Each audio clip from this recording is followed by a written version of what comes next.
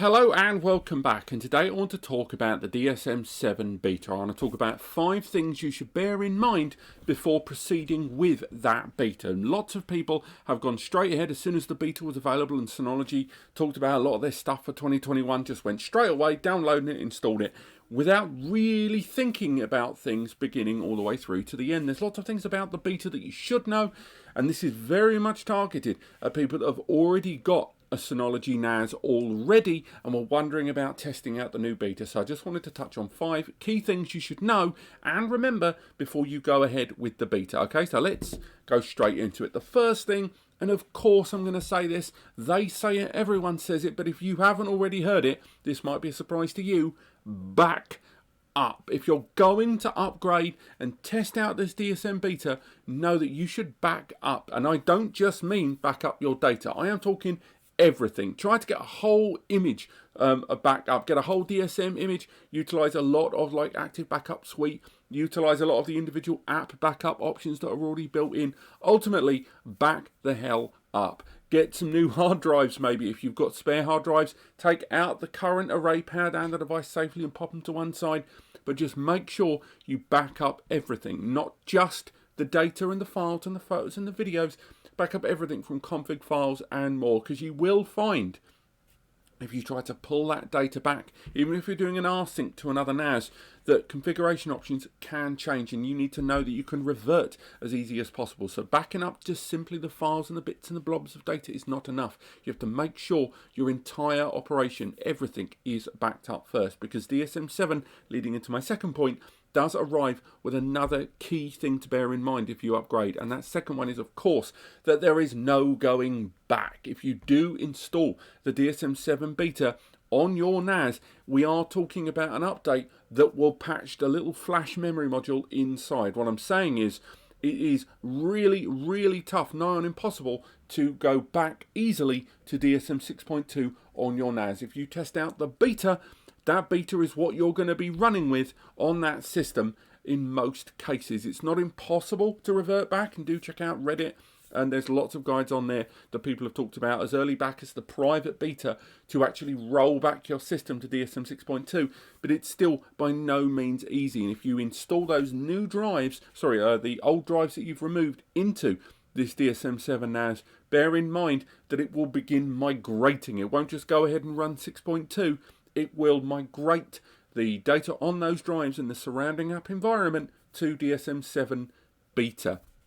So just know that by doing this on your physical NAS, there's a good chance you're going to be forcing your NAS and the internal DOM to just stay with DSM-7, okay? So maybe run a virtual instance, VDSM, using the virtual machine software, stuff like that. There are other ways that I'll touch on later on for you to test out DSM-7. Next, bear in mind that you will get access to up to 1 terabyte of space on Synology C2 during this trial. One of the applications in DSM-7 is Hybrid Share. It is an application that allows you to create another entry point onto your NAS system, as well as synchronizing an area of cloud storage from Synology C2 Cloud with that of your NAS as a available shared folder area between multiple users. There's lots more to Hybrid Share to discuss, but know that when you go for the DSM-7 beta, you will get 1 terabyte of shared space there. So if you do choose to go ahead with the DSM-7 beta on your primary or even a secondary system, don't forget you've got access to that, because it's a great way to find out how and if utilizing Hybrid Share is something that you can involve in your home or business storage environment.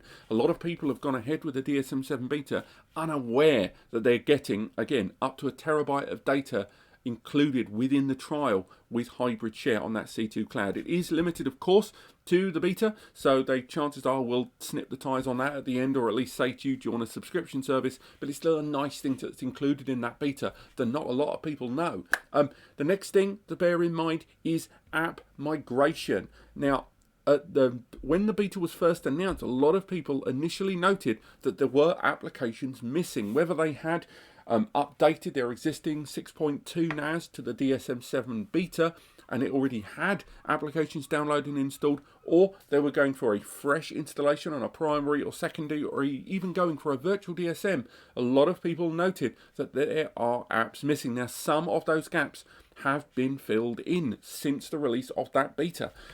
But it has to be said that a lot of the third-party applications, one of the first noted applications that has since made an appearance is Plex, but a lot of apps are still absent on the App Center of DSM-7 because they've not been made available for DSM-7, or there are no plans to migrate them over from 6.2 to 7.0. So do bear that in mind, that a number of applications, and I'm talking more about third-party than first, are not available on the newer platform. And indeed, if you are using PhotoStation or Synology Moment, you may not already be aware, but just in case, it will be migrated over to that single application, Synology Photos. And a few users have said that their settings haven't perfectly transferred over to Synology Photos. So bear that in mind. So if you are utilizing some apps key for business, some applications key for home and for family members, or maybe your media collection, this goes back to that point about backing up and maybe thinking about whether you should try out the beta in this way. Because number 5,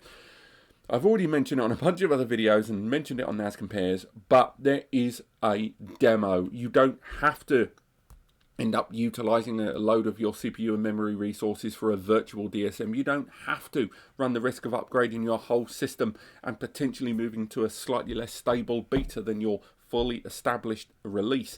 You can go ahead and try out the demo. There is a demo available at Synology's own website. If you go to their own website /demos, there is demos there for Surveillance Station, there's demos for DSM 6.2, and there is a demo for 7.0. So whether you are completely new to the field of network attached storage and you're pondering DSM-7 and what the big deal is, or you're an existing DSM user and you don't really want to risk live data and bare metal storage, upgrading to a beta version without being able to revert, there is that demo there. So I do recommend you check that out, and there should be a link in the description. But those are 5 things that I think everyone should bear in mind before they take the plunge on the DSM-7 beta. I'm still going to continue to cover it, so I'm going to tell you guys as much as I can, but don't risk your data, don't risk your hardware for a beta, because that is what it is. Okay, so thank you so much for watching. I hope you've enjoyed this video. Click like if you have, and subscribe to learn more. There's links to my first impressions, links to download descriptions, and links to fixes that you can install on DSM-7 6.2 and pretty much all the myriad of Synology appliances in the description, so check them out. But otherwise, thank you so much for watching, and I'll see you next time.